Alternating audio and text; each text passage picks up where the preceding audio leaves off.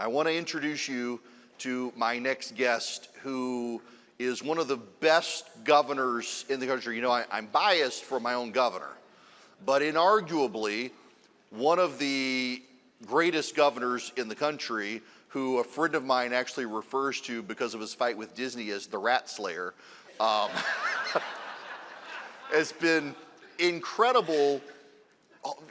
I hate to use the word holistically. It's just such one of those buzzy words, but I mean, balancing his state, which has a massive environmental concern that everybody left, right, and center cares about, from the Everglades to the freshwater springs to bringing in massive amounts of business, handling just this massive influx of people from all of these states they're fleeing, and then also having to deal with like Hurricane Debbie and then the inevitable Florida man. And he balances it all with grace and humor and is just such a great governor. It's my pleasure to introduce you to Governor Ron DeSantis. Thanks so much. You know, it's great to be back in Georgia, and all the accolades of Florida I'm proud of, but I grew up in Florida, born and raised, and we were for a long number of years the college football center of the universe. Yes, about that. That is not true anymore. I am now standing in the college football center of the universe in the state of Georgia. And, you know, these things change. But so as a conservative, you know, I understand my job is just as much to prevent bad ideas from going into place as it is to facilitate good. You want to do both, but you got to stop the bad stuff. So a couple years ago, I had some people come to me with an idea, and they said, Governor, we have calculated that we could make more money for the University of Florida if we moved the Florida-Georgia game from Jacksonville to a home-and-home series. And I said, you know, that very well may be true, but I am not going to be the governor that loses the world's largest outdoor cocktail party. Denied. You know, I would be remiss, since you started there, that y'all are losing such a great president at the University of Florida with former Senator Sass. That was a great pick, and just what you've done with colleges in Florida overall has been just tremendous to actually push back on so many of the far left academic issues that where college campuses around the country have just been tools of indoctrination and just forget about education. So we have a radical idea that the tax dollars that Floridians pay should not go to fund universities that are hostile to our freedoms and way of life, and that they should actually fund institutions that are pursuing the classical mission of a university, pursuing truth, having high academic standards, and preparing our students to be citizens of our republic. And so what we've been able to do, so first of all, since I've been governor, we've not raised tuition. So tuition for in-state's about $6,300. Grandparents can actually qualify for in-state on behalf of their grandkids under certain circumstances. We're proud of that. We have Bright Future scholarships, similar to what Georgia has, where you good students go to school for free. You one notch below that, you get 75% off tuition, so we're making it affordable. So you basically have no debt. But what we've said is, how does it get to where these universities are captured by the left? You can't just say we don't want it. There's reasons why. There's incentives built in. So we did a reform that all tenured professors must undergo review every 5 years and can be terminated for poor performance. So you're now seeing, and this isn't even apart from the indoctrination nonsense. You talk to anyone in those universities, probably the biggest deadweight cost is unproductive tenured faculty. So you want to be able to do this, but it also helps identify, hey, if you're there for politicking and not for academic rigor, we're going to do that. So we did that. That's now being done. There was just an article about UF that Ben Sass really did this to identify. So they've got like the bottom 20% that are going to be filtered out, but we have also empowered presidents of our universities, almost like free agency. There's someone good at Hillsdale or MIT, we give you a pot of money, just go hire them. Do not let the hiring be held captive by the current faculty. Why? Well, because if you're under current in almost any university in this country, if you go in front of that faculty, if you don't toe the ideological line, are you going to get tenure? Probably not. In fact, I'd say 95% not. Well, now we don't have to worry about that. They see people that are talented, they bring them in. So we've brought in a lot of professors for our universities. And it's funny because like we have this post-tenure review. People are being processed out. Some people have looked at what we've done at like New College in Sarasota. This was like a small liberal arts college, publicly funded. I didn't even know what it was when I became governor. I remember the Speaker of the House came to me, said, Governor, I want to talk to you about New College. I was like, why do we need a new college? We have enough of them already. He's like, no, this place in Sarasota. I'm like, well, you tell me about it. It was like a Marxist commune, like left of the left, no grades, all this stuff. And like, look, if that's what you want to pursue, you have every right to do that, but not at the taxpayer's expense. So I put 7 conservatives on the Board of Trustees. So I put 7 conservatives on the Board of Trustees. They fired the president, hired a conservative president. They abolished the Gender Studies Department. They were the first university in America to eliminate DE&I, and they reframed the mission of the college to be the nation's top publicly funded classical liberal arts college, similar to like a Hillsdale College. And so when we did that, there were some, even though the enrollment was terrible, some of the students wanted to leave, but so many more wanted to apply. Some of the faculty wanted to leave, and honestly, they should have. They were not good fits from there. And so the media would be like, oh, there's a brain drain because some professors are leaving. Let me tell you, if Marxist professors are leaving the state of Florida, that is good for the state of Florida. That is not bad. But just the larger issue, though, is conservatives have worked hard on K-12. We have universal school choice. Hopefully Georgia will get there someday, some of these other states. But it's good. It's important. But you can be, and I have young, so we are, and I was just telling Eric before we came out here, you know, we're in the last dog days of summer vacation. Next week, we have our daughter going to 2nd grade, our son going to 1st, and our youngest daughter going to pre-K 4. We're ready for them to get back to school. They are. But, so we're very sensitive to K-12. It's important, but just think about it. You're a parent. Maybe you have a great K-12 school. Maybe you're homeschooling. You're working hard to instill values. You do that for 18 years, and then your kids go to some university where they work to undo that with indoctrination. That is not good. So I think this higher education issue is critical. We are now, because of what's happened at Columbia and all this other stuff, you know, they tried to take over lawns at University of Florida, Florida State, all this stuff. They lasted 7 minutes and they got dragged out of there. We're not putting up with this stuff. But part of the problem with our country and things that have gone wrong is as a result of all the nonsense that you've seen of these universities of the last 20, 25 years. You know, I was a blue-collar kid growing up in Florida. I was a baseball player, you know, so I ended up getting recruited to play baseball by schools like Princeton and Yale, and I had never been to New England before in my life. I remember showing up the first day of school like a good Floridian. I have flip-flops and jean shorts on and a T-shirt. That is not how these kids from the prep schools dressed or acted, so I was like a fish out of water. I didn't even know colleges were liberal when I went. I just was very, very wet. But I always said, it was shocking to me, and it's much worse now, but I was like, you know, when these kids get into the real world, none of this stuff is going to fly. Like, this doesn't work. Well, now looking back, you know, the joke's been on me because, like, all of that, yeah, it didn't happen right away, but it's now permeated corporate America, the bureaucracy, all these different things. So if we do not have a counter with higher education, we are ultimately going to lose, I think, a lot of the battles that lie ahead of us. And I'm just proud in Florida, no state has done more to reclaim the historic traditional mission of higher education than the state of Florida. We do not cede those institutions to the political left in the Sunshine State. Well, and also I do have to say on the football comment, it looks like the University of Florida is becoming a great baseball school. Well, so we had Florida State and Florida, both Florida's UF 2023 number 2 in the nation. They lost to LSU, who had Paul Skeens, who's one of the best pitchers in the big leagues already.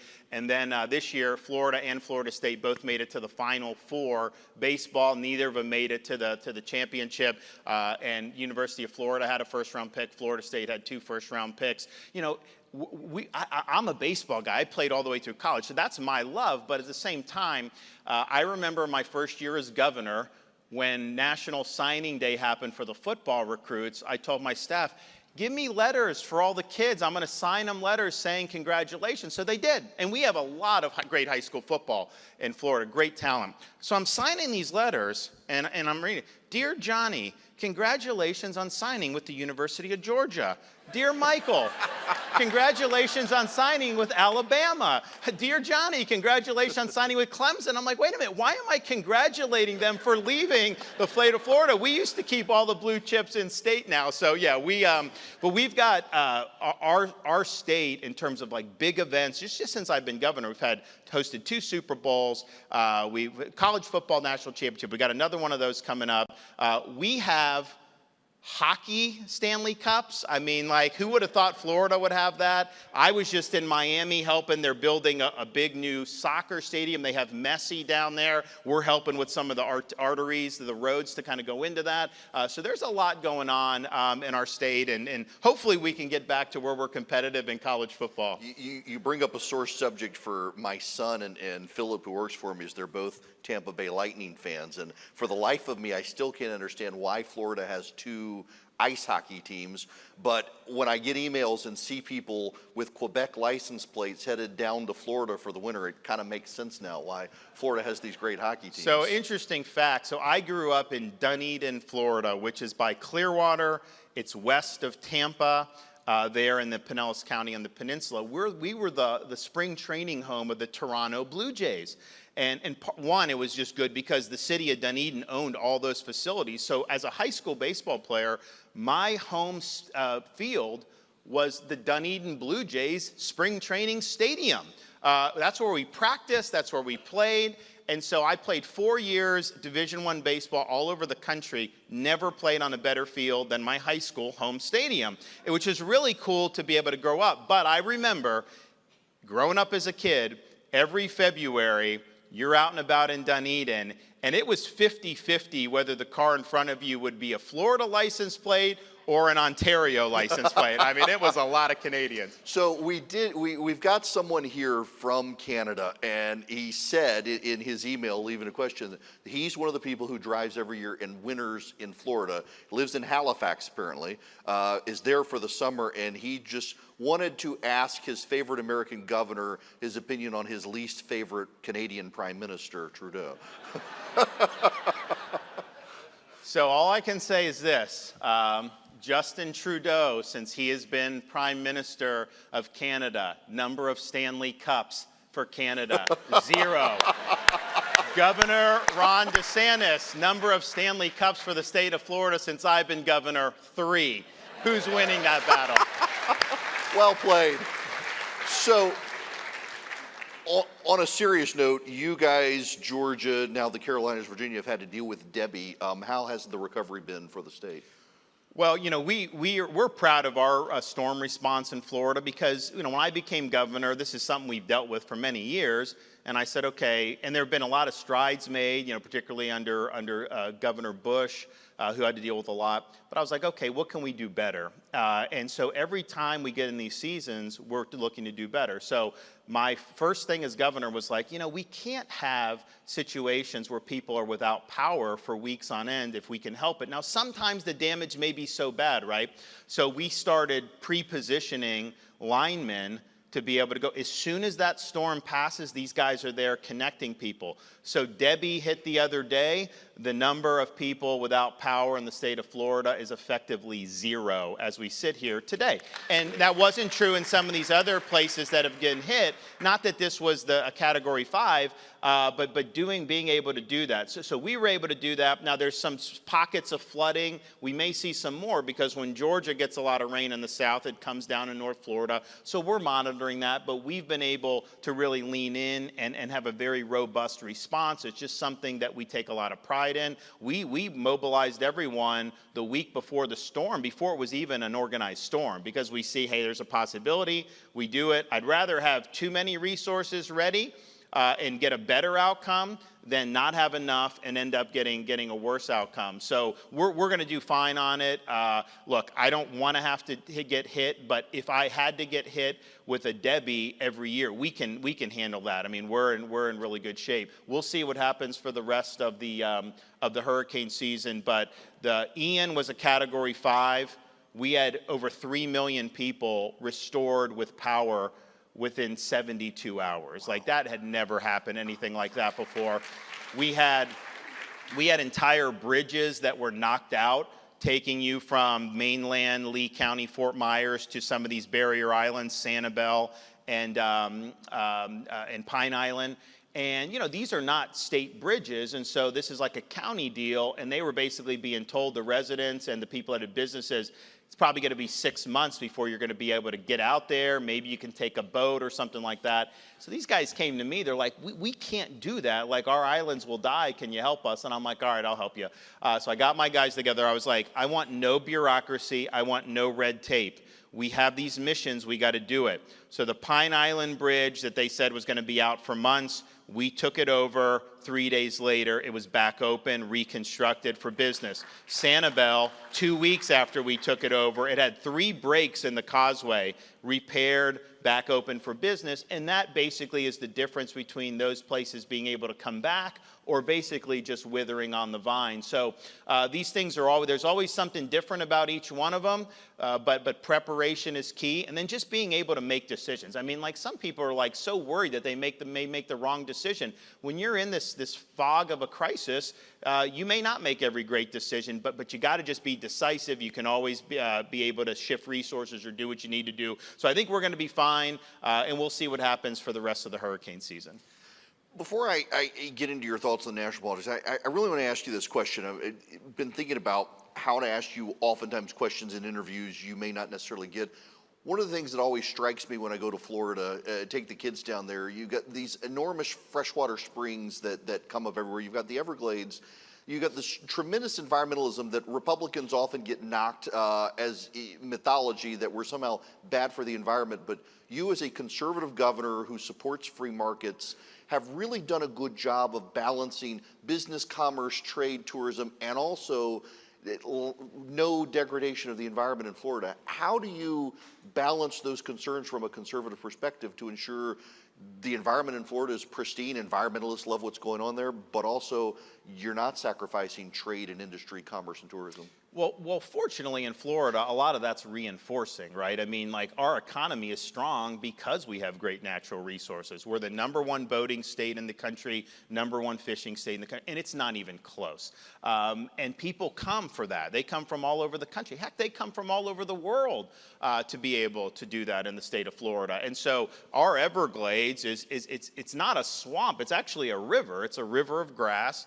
And man created different types of blockages of the water for coming down for a variety of different reasons, but it over many decades starved that system of the water it needs, which is a natural filtration system. It's caused water to go in different directions that have caused problems. And so we basically set out, when I became governor, to restore the flow, to think about what God gave us and get back to that, and do it in a smart, cost-efficient, and an intelligent way. But that has helped our economy for what we're doing. If you look in like Florida Bay, the fishing is better today than it was when I became governor. You look at what we've been able to do to combat algae and some of the things. We've mitigated that to where things like red tide happen. That's just natural, but mitigating the effects. So that's good for the hotels. It's good for our travel industry. It's good for our restaurants. It's good for all of that. So I just had to lay the marker down. Our party really wasn't leaning in on it because I think they think, and I agree with some, I mean, like, when you hear things about environment, you think, hey, the left uses that to try to advance their agenda. They don't really care about the environment. They care about controlling your behavior. So I think there's a natural aversion when you see that, but that's not what we're doing. I'm not trying to control your behavior. I'm trying to restore the beauty of Florida, and we are doing it, but then let you enjoy it as a Floridian or as a tourist. I want more activity. I want people out and about. I want them doing that. So it's a different approach, and I think the left has given us an opening because their whole thing about the climate ideology, That's basically, they want to impose very controlling, destructive policies on the American people. They tell you the world's going to end unless you adopt their entire political agenda. Gee, imagine how convenient that it just works out that way, right? You got to do everything they want, otherwise the world's going to end. So we've rejected that. In fact, we did an energy bill. Oh, the media got so mad at this. We did an energy bill this year that basically said the state of Florida, our energy policy is we want reliable energy and affordable energy. And we specifically said our policy should not be based on climate ideology. That causes people to pay more and it's less reliable. They got so mad about that. But if you think about it, part of the reason we're able to get the power on in Florida after a storm is because we've embraced reliable energy. And even though we've done that, our emissions are way down over the last 10, 20 years than what they were previously. So we're going about all this, I think, in a very sensible way. And that's part of the reason why we've gotten so much broad support in the state of Florida. All the different issues we face, we're addressing every one. We're just doing it from a conservative perspective rather than adopting liberal policies. So you mentioned the left wanting to control us. There's this governor you may have heard of from Minnesota who, while you were opening your state for COVID, was keeping his lockdown and also doing a rat line for neighbors to rat each other out. And I understand there are a lot of Floridians now who have Minnesota accents. Yes. Well, that's the thing. I've known about walls a long time because when people flee, they would tell me why they fled. They come up to me. I'd have strangers just give me like a big hug saying, thank you. We escaped from California, New York, but a lot of them escaped from Minnesota, and Minnesota has lost population since he's been governor. And so I think the policies have been very destructive when you're driving out people. But think about this shtick he's doing. I mean, this is just unbelievable. He will give this stump speech, and he says, our neighbors can do what they want. It's none of your damn business what your neighbor's doing. This from the guy that set up a COVID snitch line imploring Minnesotans to tattletale on their neighbors for leaving their house. What, to take the dog, to relieve the dog, walk the dog, or go out and shoot hoops or something? He wanted you reported to the authorities. That is not minding your own damn business. That is a total abuse of government power. And then he'll say things like, well, these Republicans are weird. This is a guy that used Minnesota tax dollars to put tampons in the boys' bathrooms throughout the schools in Minnesota. Are you kidding me? And then he talks about trying to say, he's like, I want people to be able to, they make your own healthcare decisions. Fine, yeah, I agree. But he's the one that mandated the experimental COVID mRNA shot. There was a lot of people that didn't want that, and he forced that on the state employees. And so this whole shtick is totally contradicted by the record. Now the media, they are going to present him as, oh, he's a coach, he's a veteran, all this. That's what they're going to do. They're not going to talk about these policies. And it's interesting, even when they have to address it. So this knock on him for putting the tampons in the boys' locker room, how the media is portraying that is Republicans criticizing Walz for putting tampons in schools. They're omitting why we're so upset, why we think it's ridiculous, because he's putting it in the boys' bathroom. So they don't want to address the actual criticisms of it. I don't think ultimately these VPs probably, are going to affect the election, but how he's being presented versus the actual record, I mean, it's a stark contrast. And I've got people in Florida that live to tell the tales about what happened in the state of Minnesota. And it's interesting because you have some states in that same region, like Iowa's gaining population. They're doing very well. Minnesota's losing population. They're struggling. And it's all just a difference of philosophy and difference of policy. And that's a very stark contrast between those two states. So you experienced this on the campaign trail in 23 and 24, and it really has been remarkable how a press corps that put Joe Biden in a bubble wouldn't attack anyone who stated the obvious until they couldn't. Now doing this with Kamala Harris, there are so many conservative activists I talk to who says, well, we can't win. They're so out to get us. And yet, look at you in the state of Florida, Republicans able to win. What do you tell conservatives who just feel like the deck is so stacked against us, we can't win? Well, first of all, the deck is stacked. I don't whine about that. That's just the truth. We had Biden, and I've been dealing with Biden the whole time he's in. You know, we have natural disasters. He's come to Florida. I've seen the decline. I saw him when he first took office 6 months in. He came down when we had a condo collapse in Florida.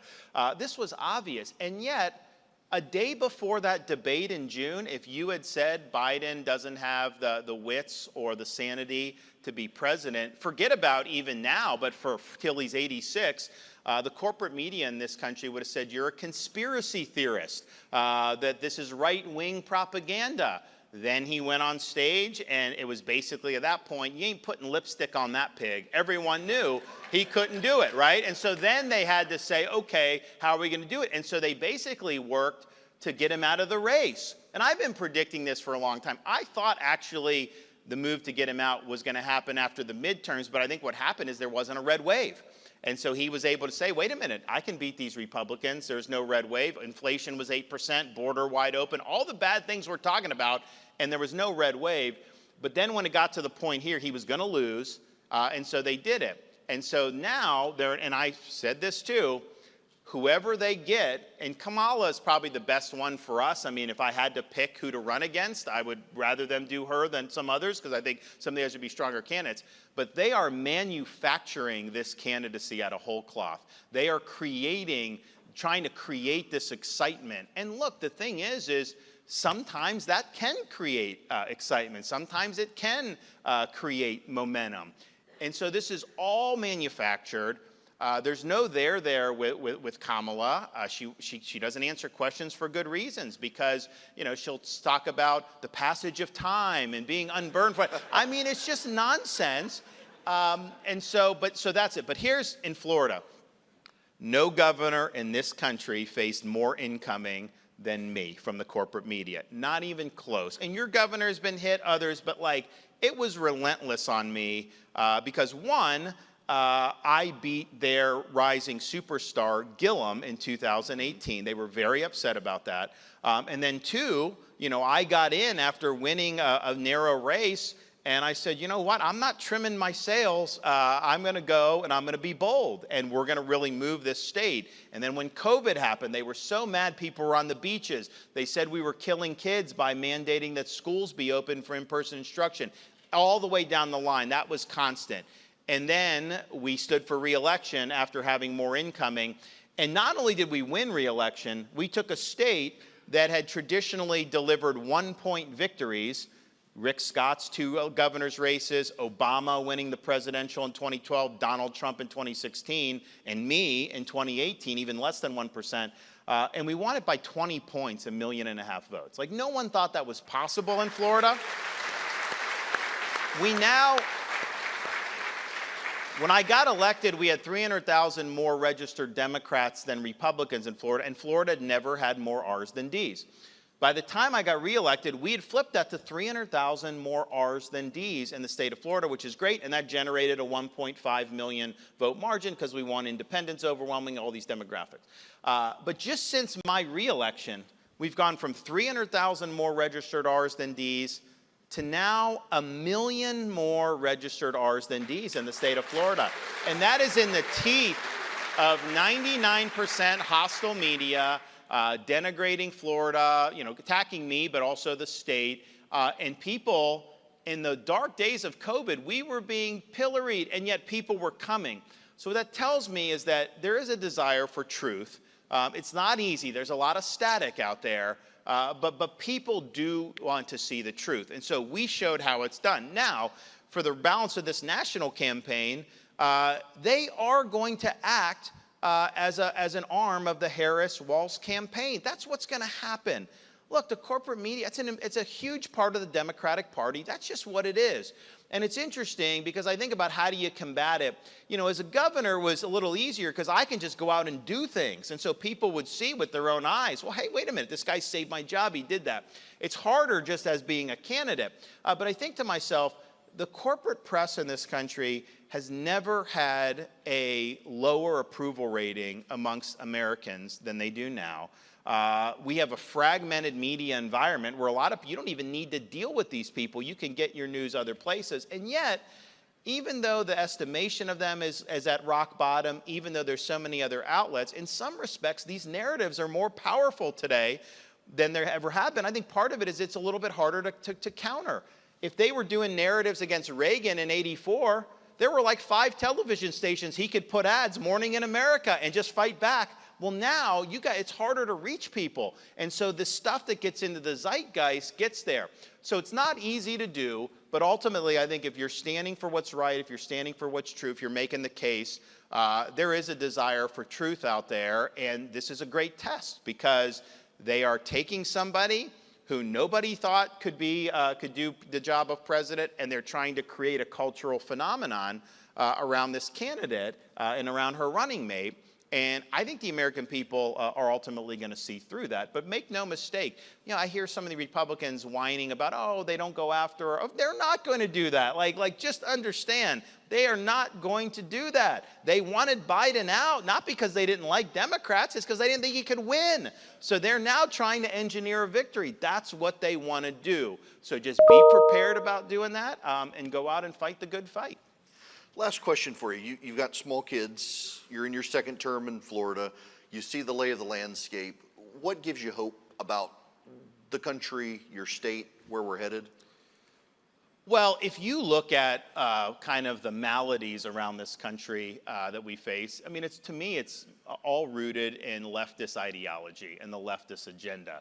And we've seen them overtake K-12 education with school unions. We've seen them overtake the bureaucracy, federal bureaucracy. We've seen them overtake even a lot of corporate America, all these different things. And it's almost like, if you're an American that just believes in those core American values, that these are timeless principles and enduring truths, it's like, where do you turn because you have all this? Well, Florida shows not only did we fight these people, we beat them on issue after issue. We beat the teachers' unions when it came to being open during COVID for having universal school choice, and we even have paycheck protection for teacher union dues. They no more automatic deduction, and now you're in a situation where Miami-Dade teacher union doesn't have enough signing up, and they're going to be decertified. We beat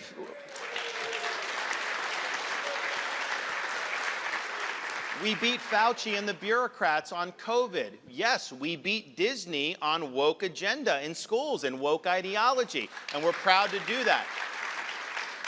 We've taken all the debt Florida has had from 1840s to the present. When I became governor, we've paid off 36% of it in just 5.5 years, and we have the lowest per capita debt in the entire country. So all these battles can be won. We've shown it can be won. When I was standing for election the first time in 2018, people were saying Florida was about to become a blue state permanently, and that there's no way Republicans could win elections nationally because of that. Now, I turn on in 2020, I'm like putting things on for my kids, and I could not put on any cartoon without there being a Biden ad. Like, it was nonstop. Now in Florida, you don't have presidential campaign ads. I mean, some of the ones that may be bought nationally on cable, but like in terms of our local markets, Florida's off the board. So we showed it can be done. And I think it can be done throughout the United States. But as conservative people say, what does it mean to be a conservative? And I kind of think about it because, on the one hand, I don't want to conserve the current state of things where we have woke corporations, indoctrinations in the schools, prosecutors letting criminals out of jail, all that. So I think what I think Florida represents and what we could do nationally is a great rediscovery where we're restoring the timeless truths that have made this country great. Because when we show fidelity to those founding principles, you got to apply it differently than James Madison did or Lincoln or Reagan to new circumstances. But when we have fidelity to those founding principles, we do well as a country. These are not just timepieces. These are things that endure. We've lost that over recent years, but I absolutely think we've got a pathway to be able to get it back. Governor Ron DeSantis, thank you. Thank you so much. Appreciate it. Yeah. Absolutely. Yeah, thanks. Thank you. Are you doing just another one, or do you want me to talk to folks down there? Are you taking a break? Yeah, we've got Mike Pence right okay. now. Yep.